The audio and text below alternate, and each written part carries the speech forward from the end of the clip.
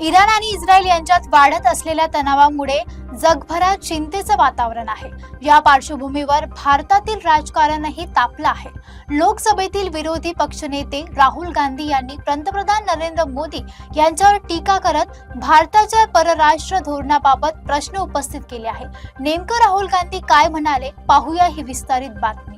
Iran आणि Israel यांच्यातील वाढत्या संघर्षाच्या पार्श्वभूमीवर लोकसभेचे विरोधी पक्षनेते राहुल गांधी यांनी पंतप्रधान नरेंद्र मोदींवर जोरदार निशाणा साधलाय। 5 मार्च रोजी केलेल्या एका पोस्टमध्ये राहुल गांधी यांनी मोदींना कॉम्प्रोमाइज मोदी असे संबोधत भारताची धोरणात्मक स्वायत्तता गमावल्याचा आरोप केलाय।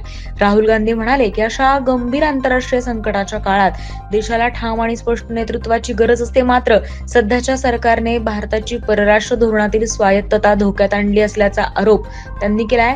तसेच भारताच्या तेल आयातीपैकी 40% अधिक तेल हॉर्मुझच्या सामुद्रधुनीतून येते, त्यामुळे या संघर्षाचा परिणाम भारताच्या इंधन पुरवठ्यावर होऊ शकतो आणि महागाई वाढण्याची शक्यता असल्याची चिंता त्यांनी व्यक्त केली आहे। याशिवाय इराणचे सर्वोच्च नेते आयातुल्ला अली खामेनी यांच्या हत्येच्या संदर्भात राहुल गांधी यांनी पंतप्रधानांना थेट प्रश्न विचारला।